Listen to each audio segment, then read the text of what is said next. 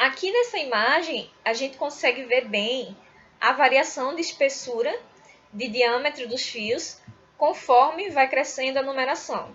Então, a gente vê que o 000 é bem mais fino, menos espesso, do que o 1, por exemplo. Então, aqui a gente vai ter que avaliar o biotipo gengival do paciente para indicar qual será o fio que vai ser mais facilmente inserido naquele suco gengival.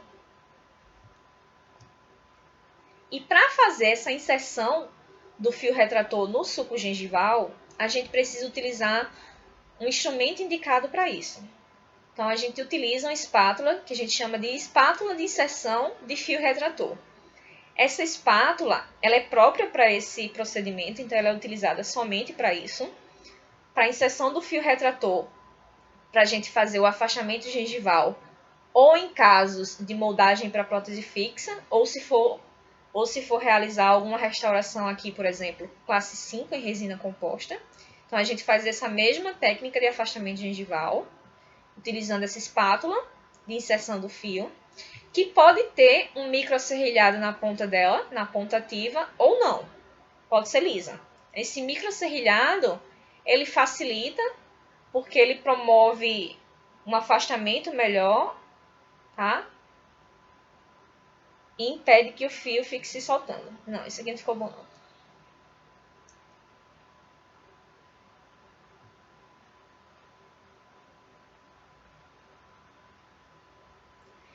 Começar de novo. Então, para executar... Começar de novo.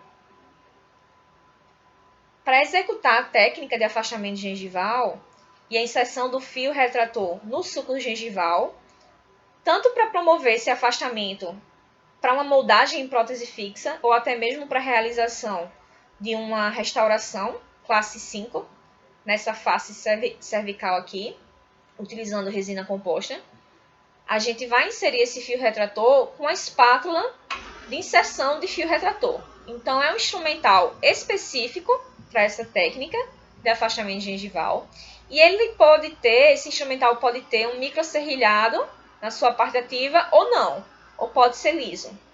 A indicação é sempre que seja uma ponta ativa achatada, de pequena espessura, para a gente executar essa inserção do fio no interior do suco gengival. Então, a gente vê aqui nessa imagem que o fio fica totalmente no interior do suco, certo? Essa é a maneira correta. Então, como a gente faz? Qual é a sequência clínica para a gente inserir o fio retrator? Primeiro, a gente vai ter que avaliar o biotipo gengival para poder escolher o fio, a espessura de fio mais adequada, dependendo do biotipo gengival do paciente. Tá? Então, cada paciente vai possuir um biotipo gengival diferenciado. O ideal é que a gente realize, né, uma sondagem. Então, a gente utiliza uma sonda periodontal milimetrada. Então, previamente, a gente faz essa sondagem para selecionar o fio, para evitar danos ao tecido e desconforto ao paciente. Então, a gente vê a saúde gengival, a gente vê a profundidade do suco com essa sonda milimetrada e a gente faz a escolha do fio. Então, a gente vai fazer a escolha do fio de maneira compatível com as características do biotipo gengival e com a profundidade do suco gengival. Depois disso, o outro passo é fazer a medição do fio. Então, se a gente precisa fazer afastamento gengival só em um dente, a gente corta o fio, né, num comprimento mais restrito para utilização só nesse dente. Se a gente vai fazer uma moldagem, por exemplo, aqui tem vários preparos para receber faceta. Então, são vários dentes preparados. E a gente precisa fazer afastamento gengival em todos esses dentes. A gente pode fazer uma medição nesse sentido de todos esses dentes e fazer a inserção logo em seguida. Então, tem muita gente que corta fio demais para uma área pequena que vai ser trabalhada. Então, é bom a gente ter essa noção, fazer essa medição e ver quantos dentes vão passar pelo afastamento gengival com fio retrator. Então, o comprimento do fio ele tem que ser suficiente para circundar todo o dente, se for o caso de um preparo para coroa total, ou se for um caso de preparo para faceta, que é só na vestibular, o fio vai circundar apenas a parte vestibular do tecido gengival.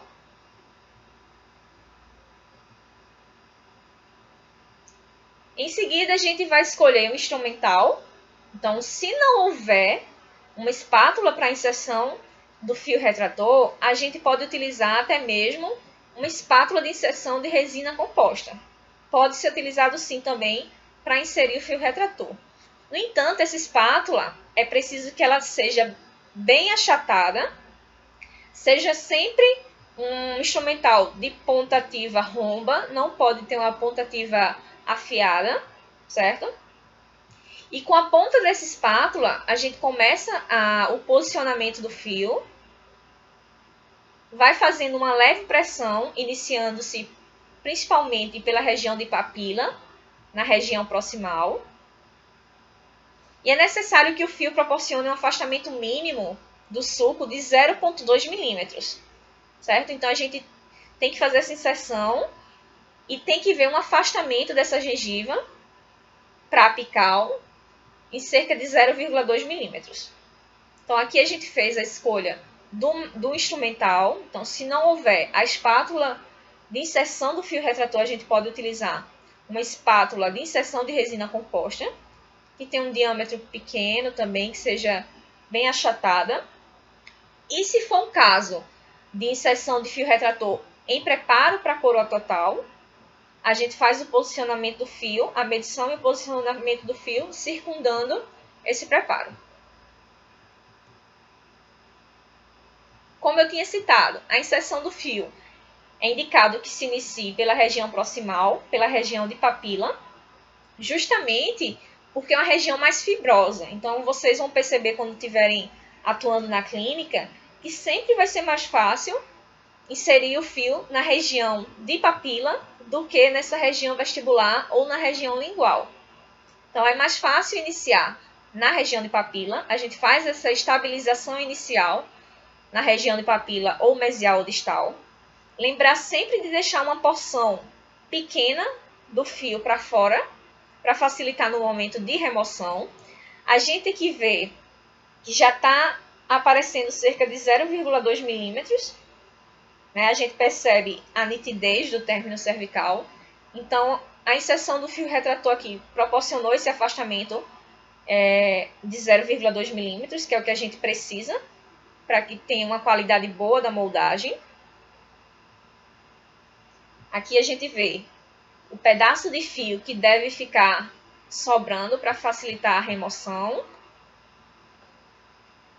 Então, para introduzir o fio no sulco gengival, a gente inicia pressionando levemente as extremidades com a ponta do instrumento, mas a gente precisa controlar essa pressão. Não pode colocar tanta força para não levar a nenhum sangramento. E na hora de remover, a gente, antes de remover o fio retrator, a gente umedece com água, então deixa ele molhado, e puxa com a pinça clínica aquela ponta que a gente deixou para fora, certo? Então, por que a gente umedece com água? Para evitar que o fio retrator fique aderido ao epitélio sucular e que desloque ele no momento que a gente puxa esse fio retrator no seco. Então, isso a gente faz para evitar o sangramento.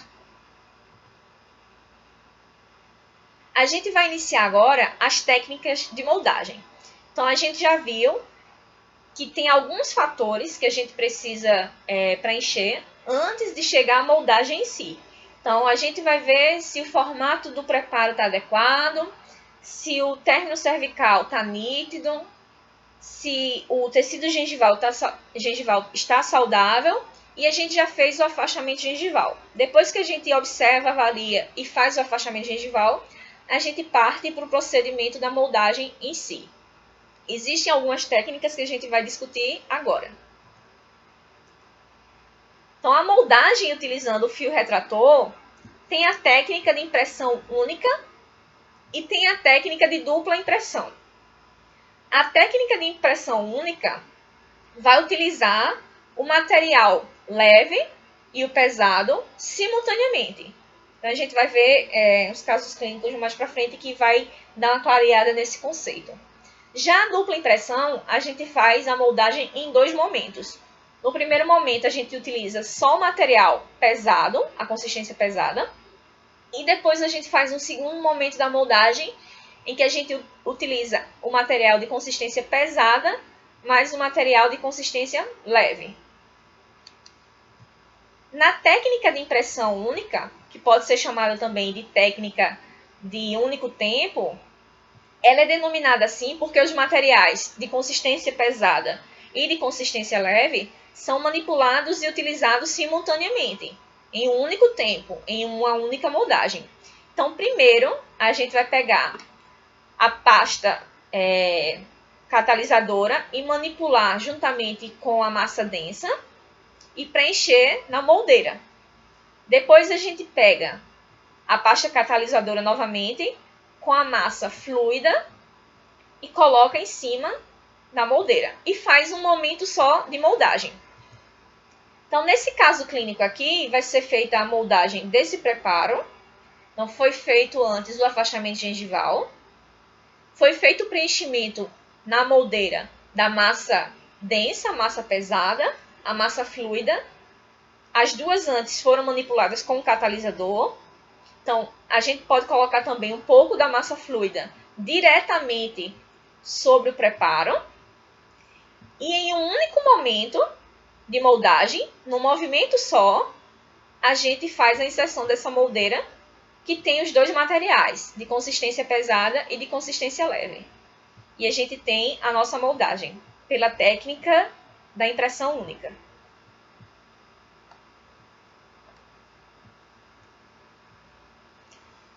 Aqui a gente tem um outro caso clínico em que foi feito o afastamento gengival com fio retrator. Então, nessa visão aqui, por oclusal, a gente consegue ver todo o fio retrator inserido. Então, ele está mostrando bem nítido o término cervical, está bem exposto. Então, tem cerca de 0,2 milímetros exposto subgengivalmente. Então, fez-se a manipulação da massa densa ou massa pesada com catalisador, manipulou e preencheu a moldeira. Depois pegou a massa fluida, que é a massa leve, manipulou com catalisador e colocou aqui em cima. Da mesma forma que a gente pode colocar diretamente sobre o dente, os dentes que estão com preparo. E em uma única impressão, em um único momento, um único tempo de moldagem, essa moldeira é inserida em boca e é obtida a reprodução negativa, né, que é o molde. Então, aqui a gente consegue ver com nitidez o término cervical impresso aqui. Então, foi uma moldagem de boa qualidade. E depois do vazamento em gesso, a gente vê também aqui no gesso que o término cervical está bem evidente. Então, é isso que a gente precisa alcançar. Porque sobre esse modelo de gesso é que o protético vai trabalhar para confeccionar a coroa cerâmica, que posteriormente vai ser cimentada.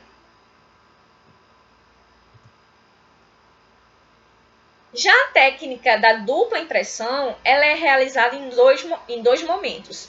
Então, por isso, ela também é chamada de técnica de reembasamento. Então, aqui a gente tem o dente preparado para a coroa total. Então, a gente precisa fazer o afastamento gengival dele com o fio retrator, previamente. E essa técnica, ela se inicia primeiro com uma moldagem preliminar somente com material pesado. Então, a gente vai pegar um material pesado, de consistência pesada, densa, vai manipular com catalisador, vai preencher a moldeira. E somente assim com ele faz a impressão, faz a moldagem. Depois da presa, remove da boca. E quando é removido da boca, a gente precisa fazer alguns alívios. Esses alívios podem ser feitos ou com lecrum ou com ponta diamantada. Isso para facilitar com que essa moldagem volte, né, com que esse molde volte para a boca de maneira mais facilitada. Então, num segundo momento, a gente vai manipular a massa leve com o seu catalisador. Nesse caso, é naquela apresentação em cartucho, que está saindo com a pistola, a ponteira que já faz a automistura. Então, aqui está sendo feita a automistura da massa leve com o seu catalisador. Está preenchendo essa moldeira, que já passou por alívios. E a gente coloca também diretamente sobre o dente. E depois disso, faz uma nova impressão, uma segunda moldagem.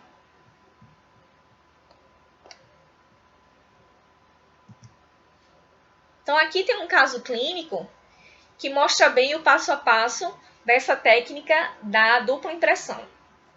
Nesse caso, foi utilizado um silicone de condensação. Então, se é um silicone de condensação, eu posso fazer a manipulação com luva, tá? Se fosse um silicone de adição, e eu precisaria remover minha luva se ela fosse de látex. Se for uma luva de nitrílico, por exemplo, como não tem látex, eu posso fazer a manipulação da silicona de adição. Então, aqui foram feitos preparos para faceta.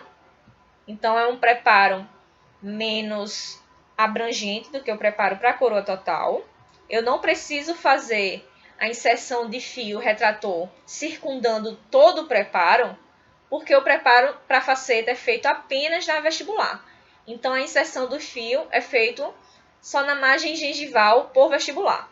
Então, como foram feitos vários preparos, eu faço aquela medição do fio retrator para inserir ele em todos os preparos. Então, aqui inicialmente colocou-se para manipular a massa densa, que é a massa pesada, junto com o catalisador. Então, normalmente, dependendo do fabricante, ele vem avisando quanto é que é preciso colocar de catalisador. Então, tem uma colherzinha, que é a colher dosadora, que a gente precisa fazer algumas marcações. Dependendo do fabricante, ele vai instruir quanto a isso.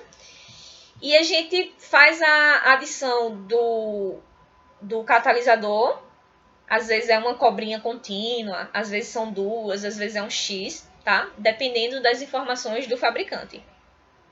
Então, aqui provavelmente ele pediu para fazer 2 marquinhas da colher dosadora e 2 comprimentos do catalisador.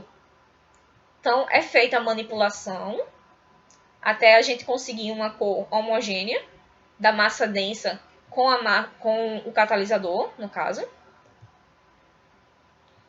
E a gente preenche a moldeira com essa massa densa. Então, aqui foi feita a primeira moldagem, que é a moldagem prévia. E depois que a gente faz essa moldagem prévia e remove da boca, a gente faz alguns alívios. Esses alívios servem para facilitar a segunda moldagem, para a gente ter um eixo de inserção facilitado, para a gente não acabar moldando no posicionamento errado, certo? Então, a gente pode fazer esse alívio com lecron ou com pontas diamantadas. No segundo momento, para essa segunda moldagem, né, a gente precisa fazer a manipulação do material leve. Então, esse aqui, no caso, não tinha uma ponta de automistura, então foi feito na placa de vidro. O material leve com o catalisador, então é manipulado com a espátula. É colocado sobre essa moldeira aqui, ó, com a massa densa. É colocado sobre ele e é colocado sobre o dente que está preparado. E faz-se a moldagem, a segunda moldagem. Então, aqui, depois de removido da boca, a gente pode ver a reprodução dos detalhes, como foi executada, né? Satisfatoriamente. A gente vê o término cervical bem nítido nessa moldagem.